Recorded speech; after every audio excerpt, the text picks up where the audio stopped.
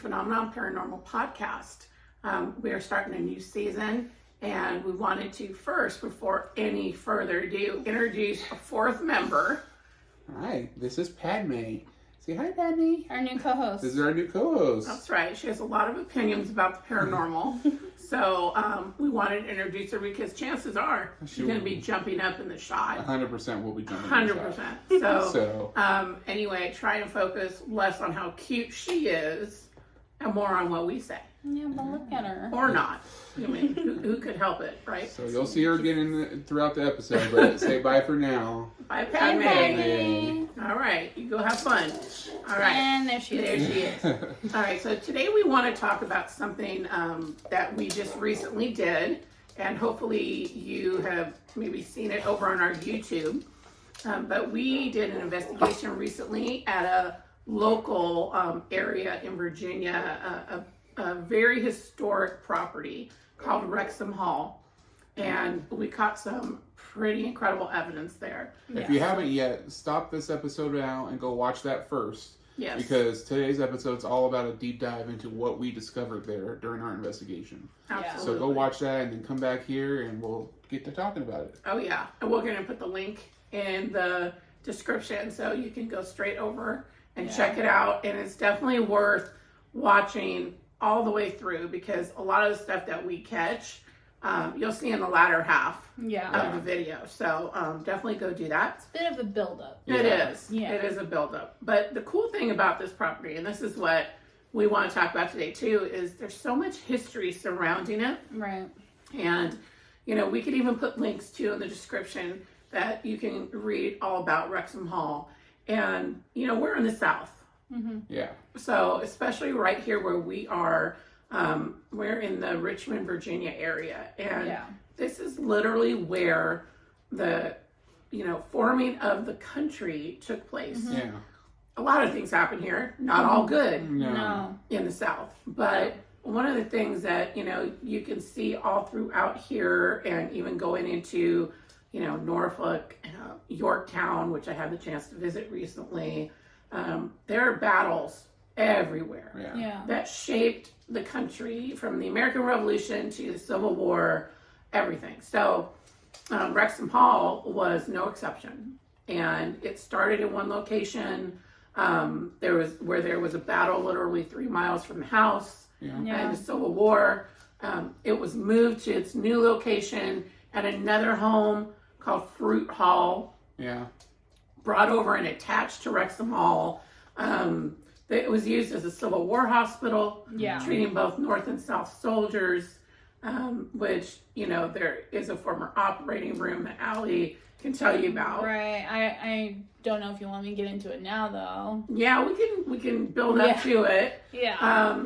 And aside from that, it's been, you know, a part of multiple families' lives because it was built in like the late 1700s. We came to find out. Yeah. There's been a lot of families that have lived there. There have been multiple doctors who have owned the property and had practices in this building.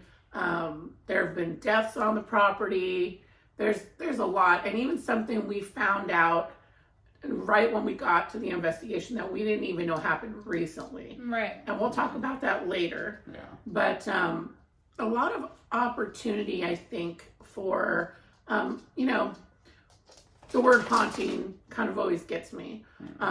This isn't a situation where it was like, oh, you know, the owners were, you know, in fear and they wanted to, you know, find out what was causing all this chaos. No, it was nothing like that. This is just a matter of a historic place retaining all of this history, I think, through energy. Right. So I'm going to turn it over to, I don't know who wants to talk first to kind of walk us through how the investigation went. I mean, Anthony, you like doing deep dives, so Yeah, why don't you go first? The first thing we did when we got there is a typical EVP session. We got a few hits on that, but the real EVPs weren't really until like later. Yeah. After that brief EVP session, kind of get a feel for the place, we did an Estes method session, which is, you know, is our go-to paranormal tool technique that we like to use. So Allie, of course, went under Right. during the session. Yeah, remind them what the Estes is for anyone who's maybe just coming into this right now. The Estes method session really is, you have a spirit box, you have noise canceling headphones so there's no outside interference, and a blindfold. That way, when she puts all this on, she's cut off from all senses from outside the world except for what she's listening to on the spirit box. And the spirit box sends a very fast rate of white noise, pretty much. It's scanning through multiple radio frequencies on either FM or AM, depending on what you choose. And it creates so much white noise that supposedly the spirits are able to communicate through that device using the white noise. And so that way, when she has no sight and no other sound coming in, she can't say that we are interfering. She's not reading her lips or anything. She is only focused on what's coming through the spirit box. Right. Yeah. And so that's what she did. She went to the kind of the parlor foyer kind of area of the former home, and set up in there while we set up in more of the area where they host events, where they host, weddings and banquets, that kind of thing. And we started asking questions, and some interesting things came up during that session, I think. We got a name right away. We got the name Holland. Which we didn't get a lot of this information until we were either doing the session, because the owners happened to come in while we were doing the Estes Method session, and we found out some of the things right in real time that we hadn't known before. So, Holland again, Mom? Holland, when we heard it, it didn't really ring a bell. So when the owner came in, the owner Greg, he really dove into the history of Wrexham Hall when they bought the property, and their intention is to turn it into a bed and breakfast and an event venue. So he did all this, digging into the historical facts of the property. And when he came in, I asked him, I said, we got the name Holland, and this Estes method was still going on while we got it. And he said, oh, well, definitely, there's a Holland that is attached to the property. Yeah. So that was really interesting to us because we didn't know anything about that. Allie definitely didn't know anything about that. And we even have, which if you watch the video of the investigation, you'll see the printout of the historical breakdown of the different owners throughout history of Wrexham Hall. And there was Francis Holland Haig, I think, is one of the owners attached to this property. So when she got that was very interesting. Yeah. There was also, and I want to make note of this for later, but there was also someone named Maureen that was coming through. A couple times. A couple times they said Maureen, and then they said it again and said, look me up. Yeah. So that was definitely something we wanted to do, which I will tell you how that comes into play later. Yeah. But the owner did not have a Maureen that he knew of, so we'll touch on that in a bit. So a lot of stuff like that came out during the session. We're not going to give away all the details. We want you to actually go watch the video to see what all we caught. Right. But it was fascinating because, we ended up talking to the owners during the session, and she was oblivious to our conversation, but she kept getting hits like during the session. And you'll see in the video too, we have the newspaper outline of when they did a piece on the house before. Just very fascinating, interesting information that we had no knowledge of, which I think is always fascinating because you go into it, like you said, we know the history of the American Revolution, the Civil War, the battles, the doctors who had to practice in the house. You expect certain things when you hear that history, but we kept getting things that we had no knowledge of that really not only expanded on the house's history, but things that happened around the house as well. Right. So that Estes was pretty successful, I'd say. And then from there, Allie went up to the operating room. Right, and the operating room, I mean, you may know more historical facts than even I do about it, but it was used during the Civil War. And there were still bloodstains on the wood floors that the owner showed me in different areas, which you'll see in the video as well. And one was rather large, which was a little unsettling but interesting at the same time. And it felt heavy in there. And even when I was upstairs after that in a separate room, it just felt like the entire upstairs had like this heaviness to it. And like there's definitely something I don't know, lingering there is the best way I can put it, whether it's energy or spirits themselves or whatever. it felt different. And I mean, I'm more sensitive to that than they are, but it just was interesting to say the least. Yeah, and you did an out loud spirit box session, right? Yeah, I did. Or and across the hall from it. Across the hall, and we got the words like delivery, which would make sense with it being a house with doctors and practices and the operating room and whatnot. Right. We got a few different interesting things. I thought we heard Susanna on there at one point, and you can explain kind of who that is. Yeah, there's a, I don't know, a lore about Wrexham Hall that people have seen a lady in red. Right. And there was actually a news article done about the lady in red at Wrexham Hall. And don't be shy, come join us over here. So, the lady in red, they don't have like some to corroborate who she is, but they think that she could be someone by the name of Susanna who was attached to the property. Yeah. And so we made it a point to ask for her when we were doing our investigation. Mm-hmm. And at one point when Allie was upstairs, she did ask if it was Susanna who she was talking to, and I believe she said yes, or I'm here. Right. And we do have that. And also, if you watch the video, you'll see the kind of background about the lady in red that the owner, Carol, gave to us, which was really interesting. There were sightings of her on more than one occasion, and some things that happened around the house when they moved in that she thinks could be related to Susanna. Yeah, and in that same room where I did the session, they had that rocking chair in there, which previously was in a different part of the house. And when there was an instance where I believe a guest had seen this rocking chair kind of going on its own. And it seemed like it was what they thought was Susanna maybe playing a little fun trick on them or something. So when I was up there, I tried to see if it would do it again. And it did very slightly. And if you watch the video, you'll kind of see what I'm talking about. And it seemed like it kind of correlated with me talking to Susanna at the same time. Right. So it seems like she kind of likes to have a little fun. Yeah, and that's kind of what the owner has shared with us. She thinks she's a little trickster. Yeah. In a way. And at one point, and we don't really say it on the video. Mm-hmm. We probably should have noted it, but at one point you can see where Allie sort of suddenly turns around during her session, and she relayed to us that's because she felt like someone touched her on her back. Yeah. And you could kind of see her turn around to look. So those were kind of things that happened upstairs. Yeah. I would say that what really took off during the investigation is when Allie came back downstairs, and then either Anthony and I both did separate solo sessions in different rooms downstairs. So Christina went first. She actually went into like the dining area. Right. It's now called the food room because it's right off of where they hold their events. So it's kind of where the caterers would come in. Right. But before, there had been a death of one of the owners in that particular room. Yeah. And then the one Anthony did his in was in what's now, I think, the library. And that room is where they actually held the wake for the person who had died in the room I had done mine in. And back in the day, that's what they used to do. That was sort of the tradition, especially if someone died in the home.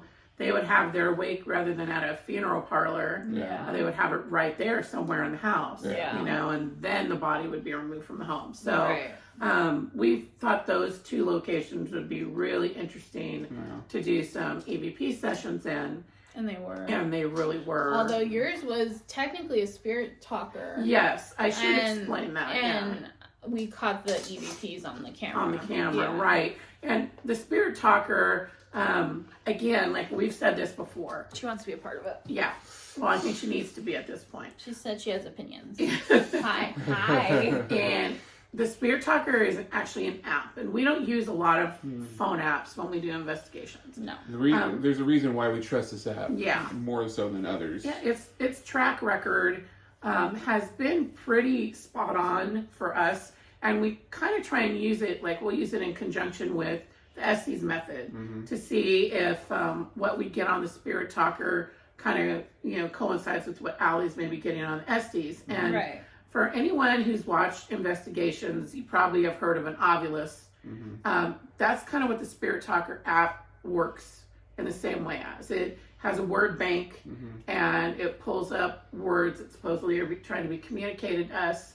And we have really gotten some great hits using this app. So we did use it during the Estes Method session, and that does come into play later, which I will tell you.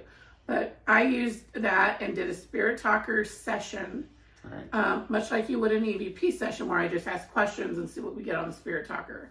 And that was in the food room. And what was interesting is that, we were recording it on camera, and we got multiple EVPs during that session. Yeah. I have to preface this because we got so many EVPs. Yeah. And the thing about EVPs, if you watch paranormal shows on TV, they make it look like you can get an EVP pretty much any time you go into an investigation. But the reality is, for anyone who's actually tried to do a paranormal investigation, is EVPs are very rare typically. Right. They're harder. They're much harder, and you have to really listen and pay attention, and you might get a word here or there. Right. And so going into this, even with my session later on, I was not expecting to get like hardly anything. If maybe one or two words from someone, if they really wanted to communicate. But this place was just alive with activity. And I'll say, I think there was a reason for it. Yeah. I mean, this is kind of what I always feel. And I had asked the owners prior to doing this, when was the last time somebody came in here and did an investigation? And it's been at least 10 to 12 years. So it's been a long time. Yeah. And the reason I was interested in going there is because I had actually seen the one that was done like eons ago. Yeah. And, they had caught some EVPs then, and I read about the history of the place, and my belief is everywhere around us, like, holds energy. She wants to. It doesn't matter if a place is necessarily really old, or, our house, for instance, is only 25 years old or something like that. Yeah. But it still holds energy. There was a Taco Bell a few towns over from us that when we were at a Halloween shop, they said this Taco Bell was haunted. Exactly. So, I mean, it could be anywhere. Anywhere. But I think when a place has a lot of traumatic history and years of it, from the late 1700s on, I think it can retain even more energy, obviously, because it's been around longer and there's been a lot of traumatic events. Yeah. It sort of soaks into a place, I think, which is why you'll see a lot of the same places investigated a lot on multiple different shows, because it's got history. So anyway, when we got in there, I mean, I'm not going to tell you what the EVPs were that we caught in each session, but it really went along with a lot of things that we heard about the property, the history of the property, or later found out. Found out, and footsteps in my session, more than once, a knock, and then again, the funny thing is, I was just doing a Spirit Talker session, so I was strictly looking on what I was going to get on that, and on the video itself is where we started hearing multiple voices that we caught. So that, like, the lights flicker at one point. The lights definitely flickered. Which is a claim that they said happens off and on. Right. And they've checked the electrical, and it shouldn't be affecting that room in particular. Exactly. And then there was, you didn't react to many of the EVPs, but there was one towards the end that wasn't more of EVP as like an actual physical interaction. The knock. Which is funny because we actually are the ones who heard it. Right. We were kind of in the next room over, and we heard this really loud knock closer to us, but you can actually hear it in her session. Right, and I had asked for one right before it happened. So you'll see, if you watch video at the end, they're like trying to call me from the other room and say, hey, we just had a knock, because they knew what I had asked. So, and his session was crazy. He had even more very direct response EVPs during his session that like we said, it's, you know, if you get 1 or 2 during an investigation, you're pretty stoked. Yeah. And here's the thing about, I think, listening back when you do EVPs, Mm-hmm. it's good that there's 3 of us listening at different times because we each caught different ones. Yeah. Yeah. So if only one of us had listened, we probably would have missed like half of them. Exactly. But when you go back and you really listen and each person has their own session of listening, yeah. I think more comes through than you realize, and that's why you're able to catch as many as we did at that point.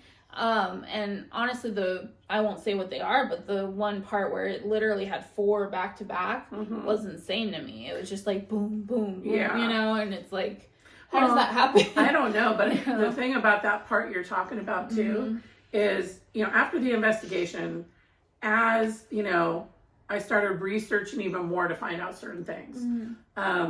You know, something would come up that we would either, you know, oh, we heard this and we caught this, and I'd email the owner and say, oh, does this ring a bell to you? And, you know, we're going back and forth.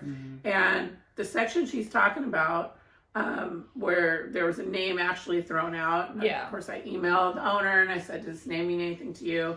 And within about 5 minutes, he emailed me back, and he, you know, went through a lot of the history he had. And yeah, there was someone with that name attached to the house. And in the video, we actually have like the obituary for that person Yeah. To attach to the house. So getting things like that is like really validating Yeah. to know that from the Holland name to stuff like that, that we can say, hey, yeah, this definitely matches the history. And we didn't know about it before. right, we didn't know about it. We Yeah. weren't looking for it. I Yeah. think which is important, because you can go into a space that's been investigated a million times and people have the same claims and they're going in looking for those claims. Yeah. And I think it can kind of taint what you're looking for right at the get-go. Right. Yeah. And that's the other thing I was going to say about how long it's been since anyone's been in there. I kind of feel like seeing Allie work when she does an SD session is something that's pretty spectacular. Yeah. She is so very open and in tune to things and empathic that whenever we do a session, for lack of a better way to describe it, it's like seeing a bunch of people are just running toward her like, oh, she's here. Yeah. And we want to talk. And Yeah. and a lot of people are just trying to get through, talking over each other. We've even heard people being like, it's my turn. And almost like they're waiting in line. Yeah. It's pretty crazy, because if you've seen other people do an Estes method session Yeah. front, you know, on shows, there seem to be a lot of gaps and pauses because they're just waiting for someone to come through. That's not the case when she does one. It's like they're really drawn to her. So I think when there's been a place like that where no one's investigated maybe ever or for a long time, Yeah. and they suddenly like, it's almost like someone flips a switch and they know that there's someone listening Right. who's trying to communicate, and they all just sort of come out. And I feel like maybe that's why we got all the EVPs we got, Yeah. because they were like, whoa, what's happening, Like it you know? opened something up. Yeah. So yeah, I mean, before we get to like, I guess the real interesting part to me of the investigation, Yeah. there was one other thing too that you'll see that the owner mentioned, which is that she would also find blossoms from the dogwood tree. Yeah. That she would find like petals from the dogwood blossoms sporadically throughout the house. Yeah. Yeah, we just had a knock. Yeah, That's yeah. cool. Yeah. So Got me reacted. So I know she Yeah. looked up. Yeah. But she, you know, in strange places. It wasn't like, okay, she came in from outside and they're by the back door or Or you find whatever. them in like in a dresser drawer. Yeah, in a dresser drawer, Yeah. you know, upstairs and in the basement, different places. Yeah. And she was like, well, you know, what is this about? Yeah. Where are they And- coming from? Right. And at one point, I think it was your Estes session, you got something about the dogwoods. And then they said it's important. It's important. Yeah. So we're not exactly sure why those are important, or if they're trying to lead her to find something. Yeah. But in the video, we did pull up what, you know, I don't know what all this tapping is.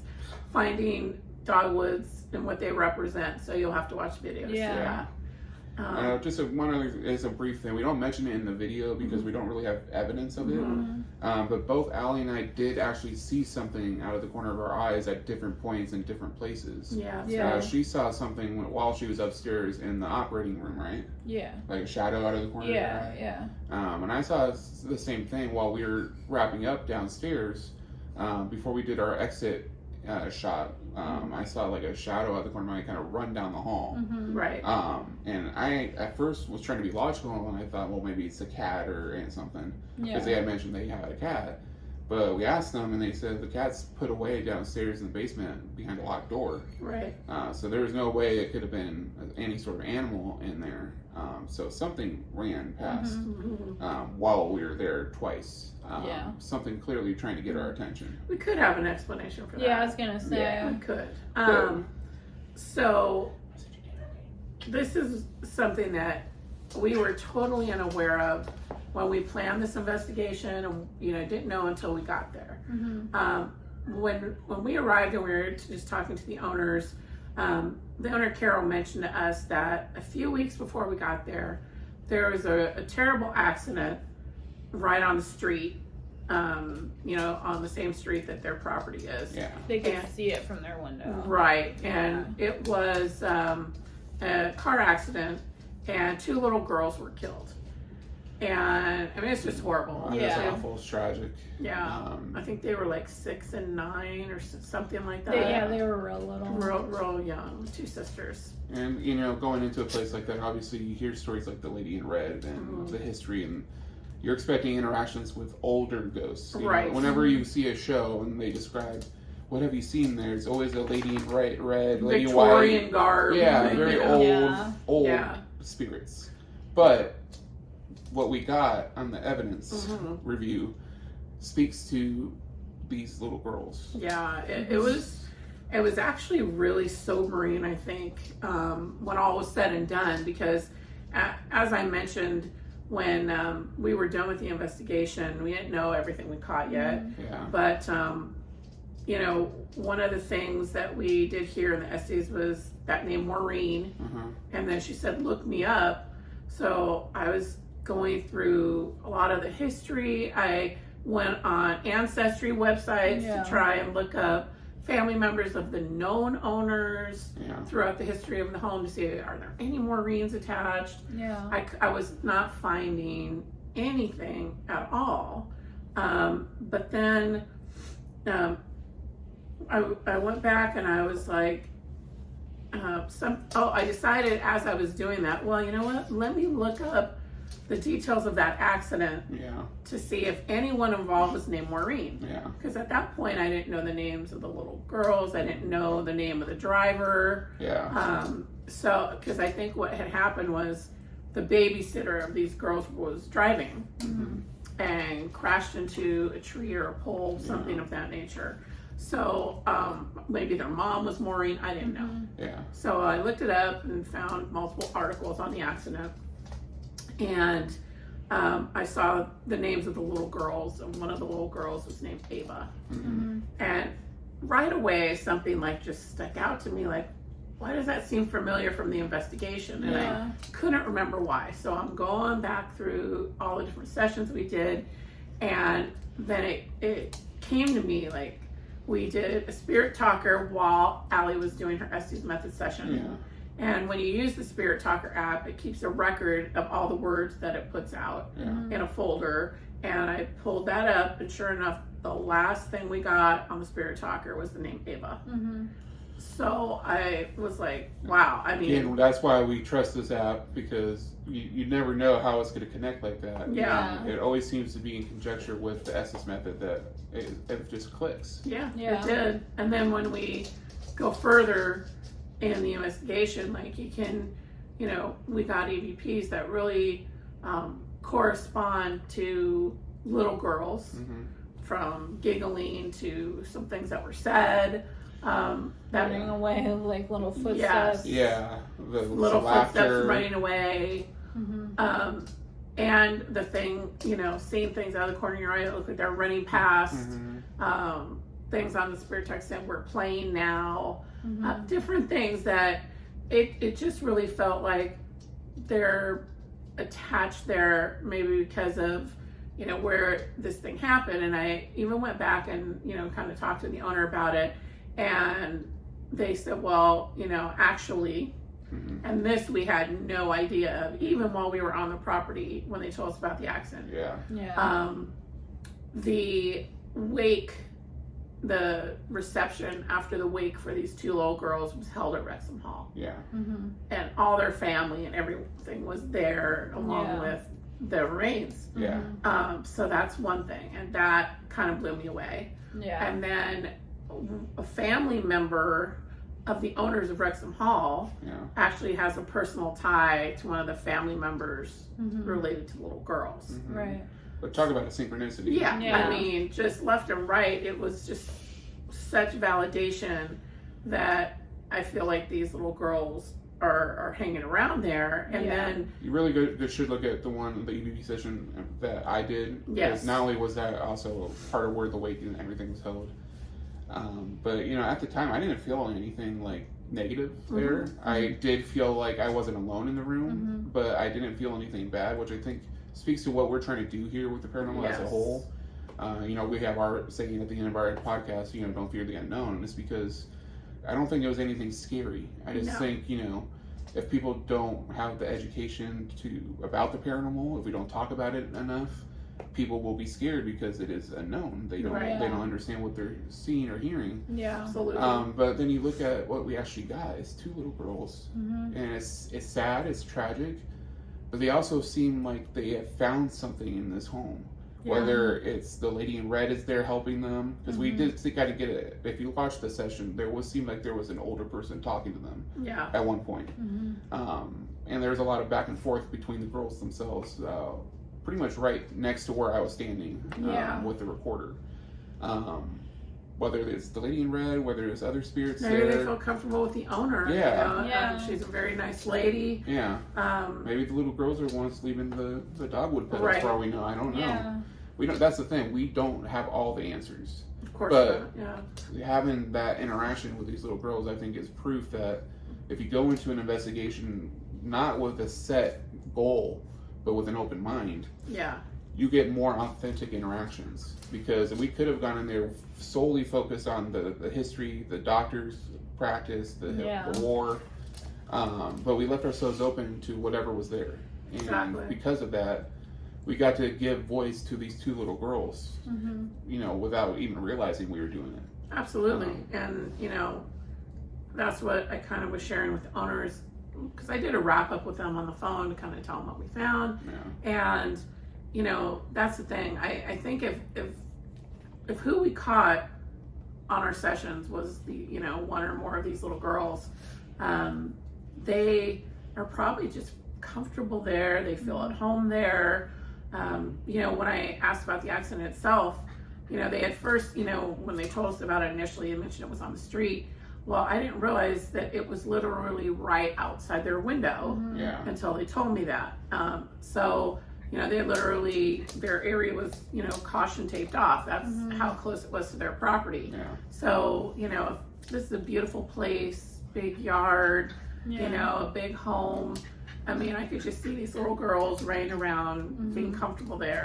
And they have each other. And they have each other, which should be comforting and not anything to be afraid of. You know, so the other thing is, you know, I think that, you know, we talk a lot, if you've ever watched our podcast, about, you know, all the different energies that are out there. And you go into a place and it's not necessarily that someone died in this place and that's the only spirit you're going to encounter. You know, it could be people from all over. Maureen could have not been attached to the property at all. It's just walked over. And heard, you know, someone trying to communicate. Like what were you talking about with Alyssa with the Estes method, and when she's kind of a beacon in that place, when she goes to that place. I almost imagine it like the top of Luxor when the light shines out into space. I feel like that's her when she enters this, you know, if Insidious is the further, or whatever that darkness is that they could reside in, if they haven't moved on, but you know, gone where they're supposed to go. Where they're supposed to go. Well, I think A whole other discussion. that's a whole thing. Don't get me started because that's a whole series of events. Another can of worms right I there. have lots of ideas, but Yeah. anyways, wherever that is, that darkness, Alyssa is like a beacon there. Yeah. And so I think when we go to do investigations, and Alyssa especially starts doing her thing, you know, there could be spirits walking down the street or hanging out, and they like, oh, there's this Alyssa, or there's, you know, that light. Let me go towards it. Almost like, you know, moths to a flame kind of thing. Yeah. I see it every time. It's kind of great. So but, Maureen, like you said, could be have just walked out in on the house, being like, "Hey, what's going on in here?" Yeah. right. You know. For the record, Maureen, we did try and look you up. Yes, Yeah. we did. And I don't know where you're from, but keep trying. Feel free to So come. is Maureen watching? Or? She could be listening. Oh, We okay. don't know. That's the thing. Maybe We that's don't who's tapping. You know. don't know. That's Maybe true. Maureen's tapping on the window going, I told you to look me up. I know. Maureen, last names help. Yes. Yeah. So- Yes, please. Yeah. Please. Any spirits here, last names are a big help to us to look you up. So, That's very true.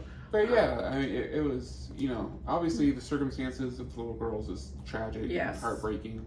Obviously, would rather they didn't have that happen to them. Yeah. But, you know, in the midst of the tragedy, I think it is heartwarming to know that they found a place that they feel comfortable and they're not Yeah. just lost in that darkness and that Yeah. void. You know, they're Right. actually found a place they're happy, they're comfortable, Mm-hmm. they can interact with people. And I think anyone who visits Wrexham Hall, if you hear a noise or if you see something out of the corner of your eye, don't be afraid of it.